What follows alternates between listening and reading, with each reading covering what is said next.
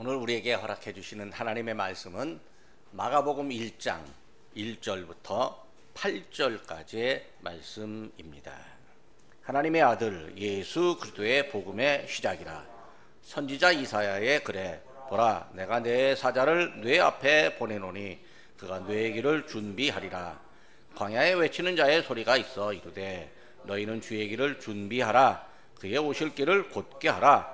기록된 것과 같이 세례 요한이 광야에 이르러 죄 사함을 받게 하는 회개의 세례를 전파하니 온 유대 지방과 예루살렘 사람들이 다 나와 자기 죄를 잡아가고 요단강에서 그에게 세례를 받더라.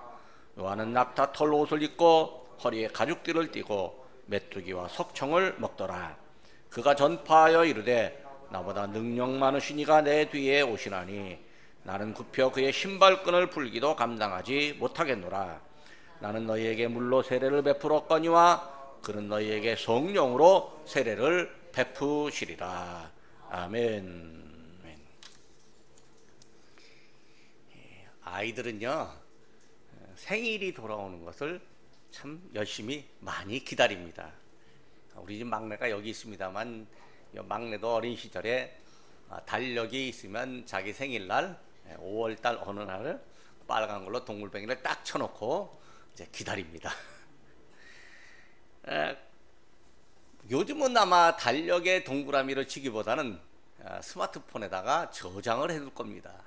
그리고요, 알림 설정을 해놓으면요, 그게 한 달 전, 일주일 전, 하루 전 삥삥삥삥 울립니다.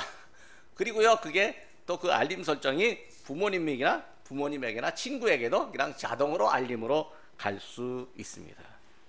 왜 알림 설정해 놓고 또 가족들에게 알려지기를 원할까요? 생일날 멋지게 보내도록 좀 준비 좀 해주세요. 그런 표시입니다. 무슨 선물 받고 싶은지 또 얘기도 합니다.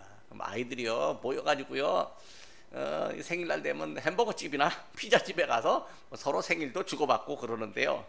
아이고, 요즘은 이 청년들은 생일이 되면 그냥 만나서 선물 주는 것뿐만 아니라 카카오톡으로 뭐 커피 쿠폰도 날라오고 스타벅스 쿠폰도 날라오고 택배도 오기도 하고 그렇게 합니다. 예전과는 좀 많이 달라졌죠. 어린이들에게는요, 이 생일뿐만 아니라 성탄절을 기다리는 마음도 있습니다. 예수님이 오셨다는 말을 알고는 있지만 피부로 무엇을 느끼느냐면 아주 특별한 선물을 받는 거죠. 산타클로스가 나 잠자는 동안 선물을 오셔가지고 선물을 놓고 간다는 말에 커다란 바구니 혹은 양말을 탁 걸어놓고 아이들이 잠에 듭니다. 다음날 아침 깬 후에는 산타클로스 왔다 갔냐고 묻고요, 무슨 선물인지 확인합니다. 물론 조금 크면 이 산타 할아버지는 이 실존 인물이 아니고 우리 부모님이나 할아버지라고 하는 사실을 물론 알게 됩니다. 교회 역사는 사실 산타클로스는 실존 인물이었습니다. 세인트 니콜라스라고 하는 사람이 어린 시절 힘들고 어렵게 자랐지만 성인이 되어서 이 목회 활동을 하면서 남몰래 많은 도움을 주었다라고 합니다. 그래서 그 니콜라스라고 하는 분에게 세인트 붙여서 산타클로스가 되었습니다. 오늘 주보에 그 내용을 살짝 적어 놓았습니다. 자, 선물을 받는 것도 좋은 일이지만 생일날에 꼭 만나고 싶은 사람을 만났다면 얼마나 기분이 좋을까요? 예를 들어서 내가 좋아하는 연예인이 내 생일날 나를 찾아왔다면 기분이 어떨까요? 아마도 기분 최고로 좋은 날일 겁니다. 생일날에 연예인이 찾아온다는 이야기를 들으면 아마 연예인에게 줄 선물까지 준비할 것입니다. 전에 태국에서 학생들이 한국을 방문한 적이 있었습니다. 그때 제가 이제 하루 그 학생들 가이드를 해줬어요. 이 친구들이 강남에 있는 연예 기획사를 가보고 싶대요. 그러다가 이제 압구정동에 있는 JYP인가요? 하여튼 JYP 이 연예 기획사를 지나가는데 골목에 잠시 차를 세우고 내렸습니다. 근데 연예인 사진이 붙은 간판을 보았습니다. 근데요, 이 친구들이 얼마나 감격하는지 여학생들이 갑자기 울어요. 펑펑펑펑 울어요. 어른들은 이해가 안 되는데 당사자는요, 집에 돌아가서 친구들에게 나 여기서 사진 찍었다고 인증샷 보여주면서 자랑할 겁니다. 그러면요, 친구들의 부러움을 한몸에 받을 것입니다. 예전에 우리 어른들은 다 아는 조용필이라고 하는 가수가 있었는데, 이 가수가요, 어느 날 갑자기 그 병실에 있는 아이가 이 가수를 만나고 싶어 한다라고 하는 말을 듣고 이 불치병에 걸린 아이를 만나려고 가는데, 그날 스케줄이 엄청나게 많았습니다. 그 스케줄 다 펑크내면 그 수십 년 전에도 몇 천만 원이 손해를 보는 거예요. 아니 뭐 안 버는 건 중요한 것뿐만 아니라 약속을 했으니까 위약금까지 내야 되는 거예요. 근데 매니저에게 병원에 가자고 그렇게 말을 하는 거예요. 그러니까 매니저가 큰일 났다고, 그러니까 그거 내가 다 책임질게, 손해보는 거 다 책임질게. 그리고 병원에 가서 그 아이를 만나고 위로해 주었다라고 하는 얘기가 있습니다. 그 아이는요, 평생의 기쁜 선물이 됐을 것입니다. 아이들의 생일보다 더 좋은 날, 생일보다 더 좋은 날이 우리에게 있습니다. 신앙인들에게는 가장 좋은 날입니다. 아이들이 만나고 싶은 연예인보다 더 귀한 분이 우리 앞에 계십니다. 그분을 우리가 만나야 합니다. 신앙인들은 이분이 누구인지 알고 있습니다. 생일만큼 좋은 날, 다시 태어난 날이 우리에게 있는데 바로 구원받은 날입니다. 예수님을 만나는 날이 곧 구원받는 날입니다. 그래서 우리에게는 반드시 만나야 할 분이 계시는데 구주 예수 그리스도입니다. 내가 구원받은 날이 있습니다. 뭐 어떤 사람들은 구원받은 날을 모르면 구원받은 거 아니라고 말하는데 그렇진 않습니다.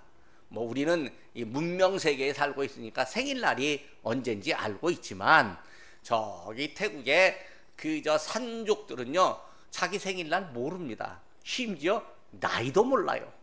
그래가지고 선교사님이 가갖고 나이를 모르니까 그 사람들 나이를 찾아주는데, 언니 동생은 서로 알고 있는 거예요. 그러니까 어떻게 한 사람만 생년월일을 찾으면 연도를 찾으면 그 동네 사람들한테 물어보면서 누가 언니, 누가 동생, 얘는 뭐 몇 년 된 것 같다. 문자가 없는 사람들은요, 기억력 하나는 끝내주게 확실합니다. 그래서 언제 태어났다는 거, 몇 년 돼서 얘가 태어났다는 거 다 압니다. 그래서 나이를 찾아주고, 그때부터 그 선교사님이 태어나는 아이들에게는 생일날이 이날이라고 그렇게 기록해주게 되었다라고 하는 거죠.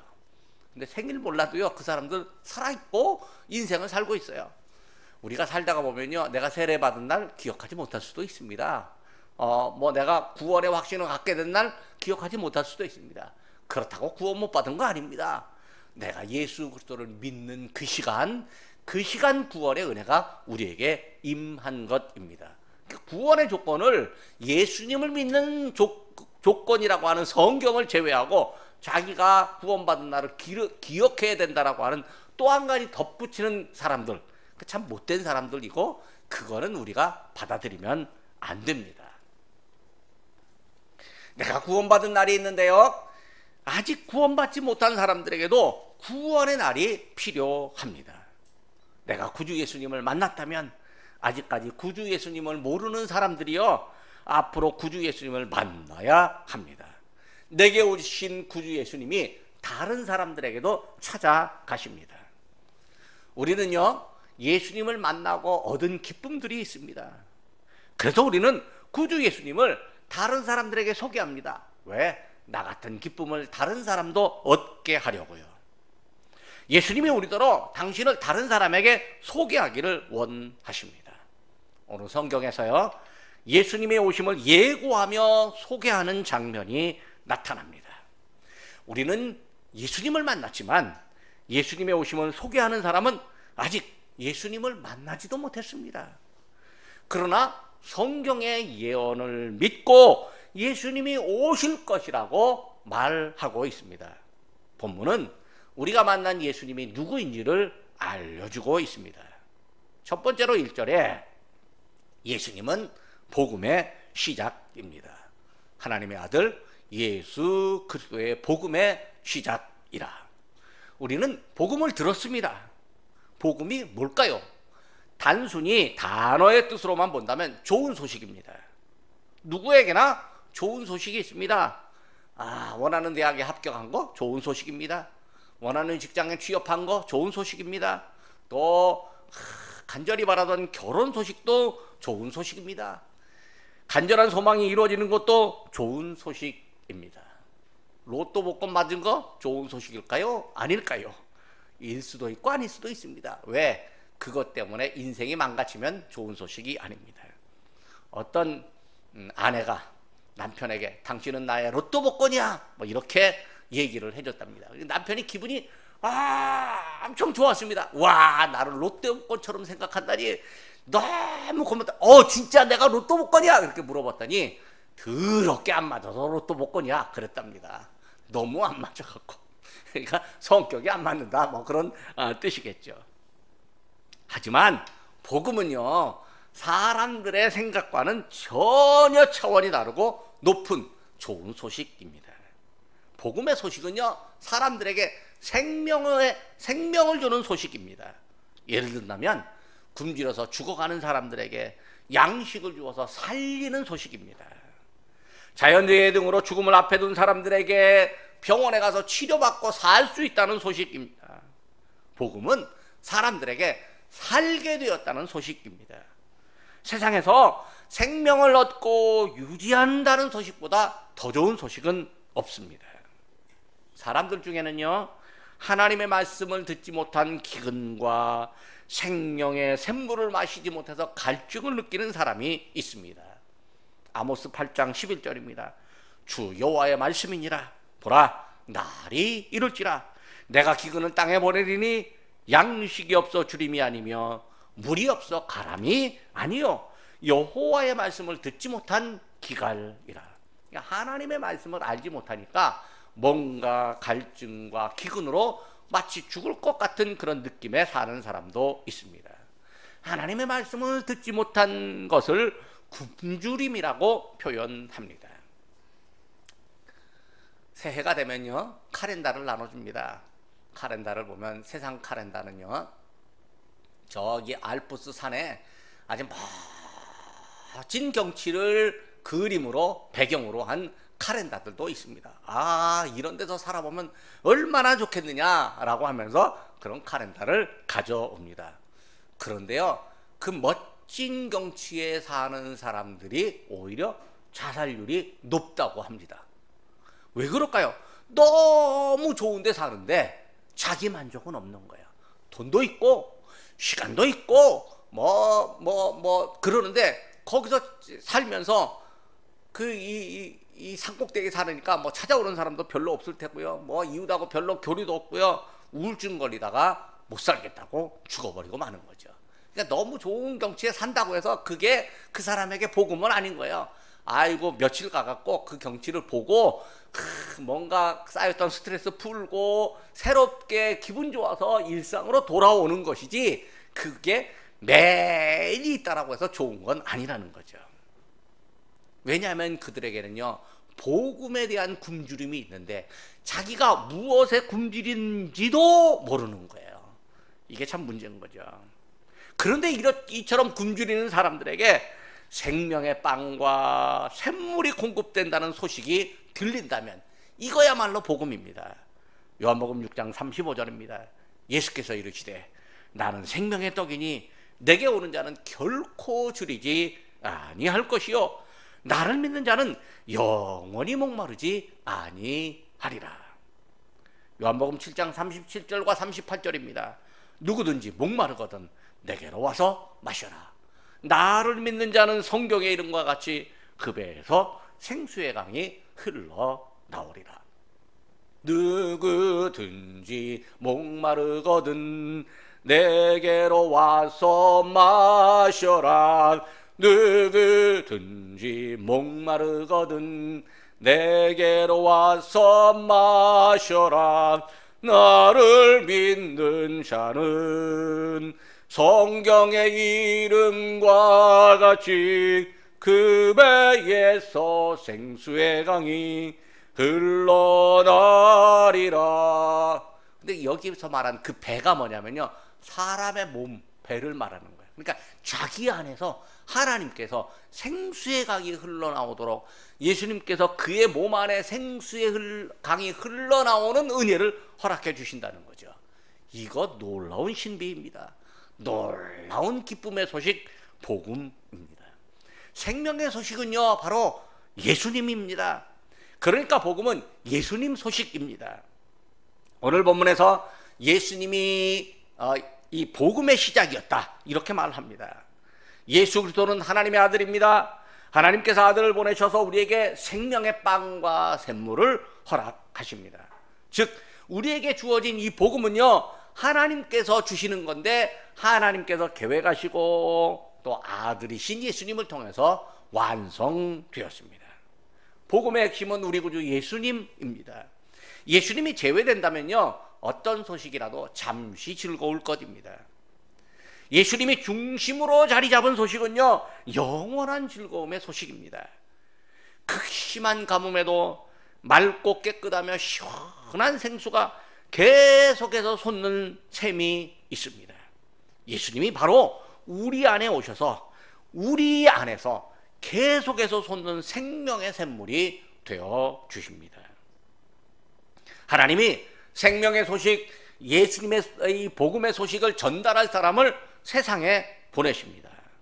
하나님은요, 예수님 이전에 예수님의 길을 준비할 사람들을 여러 차례 많이 보내셨습니다. 하나님이 이사야를 통해서 준비한 사람을 먼저 보낸다고 예고하셨습니다. 2절입니다. 선지자 이사야의 글에 보라, 내가 내 사자를 내 앞에 보내노니 그가 내 길을 준비하리라. 예수님이 오시기 이전에 이사야의 예고가 이루어졌습니다. 예수님이 오셔서 복음이 시작된다는 징조가 있습니다. 예수님을 말하는 사람이 나타나고 있습니다. 사람들이 이제 그 징조를 알아채야 하는 거죠. 두 번째로 예수님은 예고를 이루셨습니다. 하나님이 이사야를 통해서 예고하신 말씀 3절을 봅니다. 이사야 40장 3절의 말씀을 인용합니다.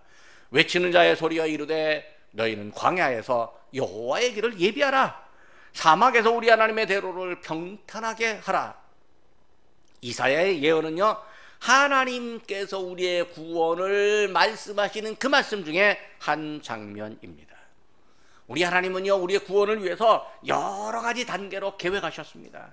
과거에는 예언자들을 보내셨고 여러 차례 보내시고 마지막에 예수님을 보내셨습니다.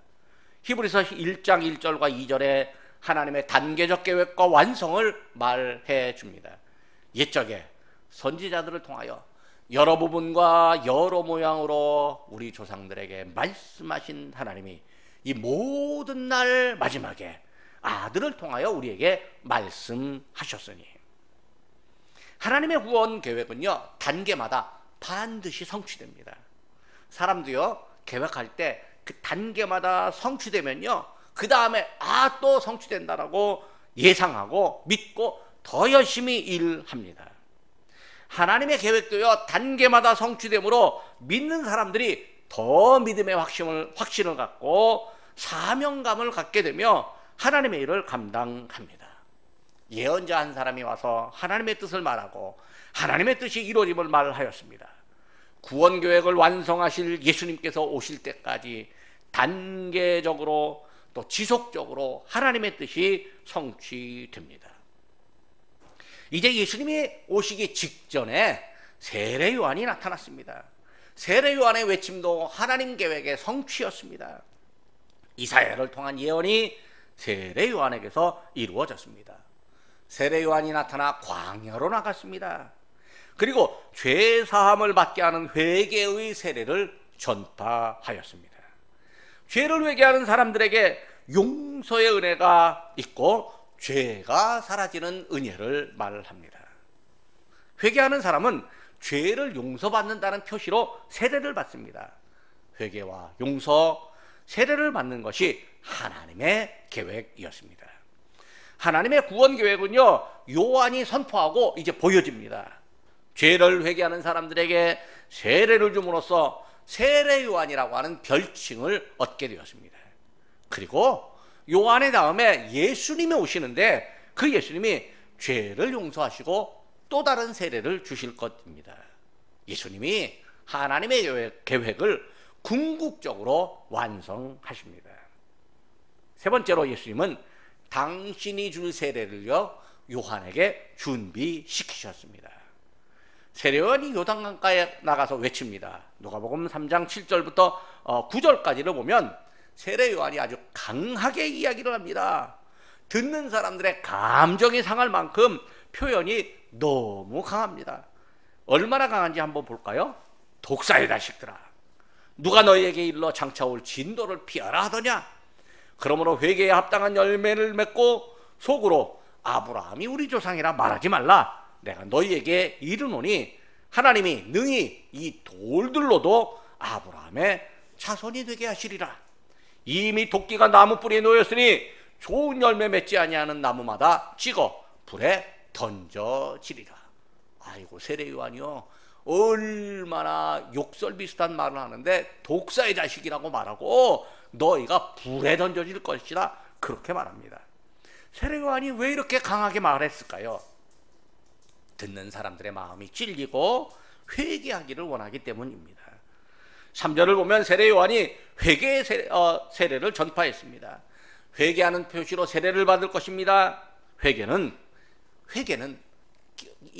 기본적으로 이전에 있었던 죄를 뉘우치고 잘못했다고 고백하는 겁니다.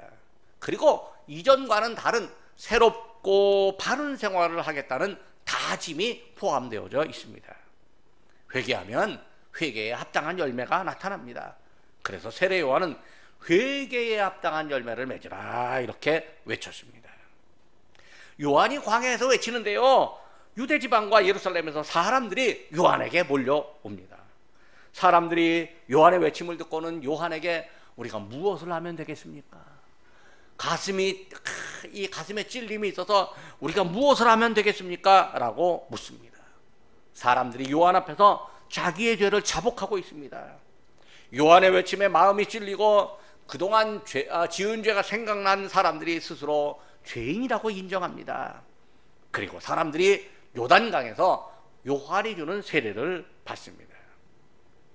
세례 요한은요 예수님을 준비하는 사명을 가졌기 때문에 자신의 부귀영화를 꾀하지 않았습니다. 사람들이 그만큼 자기에게 찾아오고 많이 세례를 받고 그러면 야 나를 따르라 이렇게 말할 만도 했었는데 세례 요한은 그렇게 말하지 않았습니다. 그는 광야에서 낙타털 옷을 입었습니다. 허리에는 가죽들을 입었고 메뚜기와 석청을 먹었습니다. 석청이 뭐냐면 돌에서 나오는 꿀을 말합니다. 나무에서 나오는 꿀은 목청이고요. 돌 어귀에 이 벌들이 이 집을 짓고 꿀을 만들어 놓았는데 그게 이제 석청입니다. 세례 요한이요 보통 사람들처럼 안락한 삶을 누릴 수도 있겠지만 포기합니다. 그래서요 그 사람의 외침에서 강한 울림이 있는 것이고요. 사람들이 요한의 외침에 귀를 기울여 듣고 마음이 찔리고 회개를 합니다. 요한은요 회개의 세례를 주기 위해서 왔습니다. 요한의 세례는 예수님의 세례를 준비하는 일입니다. 하나님이 요한을 준비시키셨습니다. 요한의 세례가 완성되었으니까 이제는 예수님께서 세례를 베푸실 차례입니다. 예수님은요 요한의 세례 이후에 또 다른 형태의 세례를 사람들에게 허락하실 것입니다.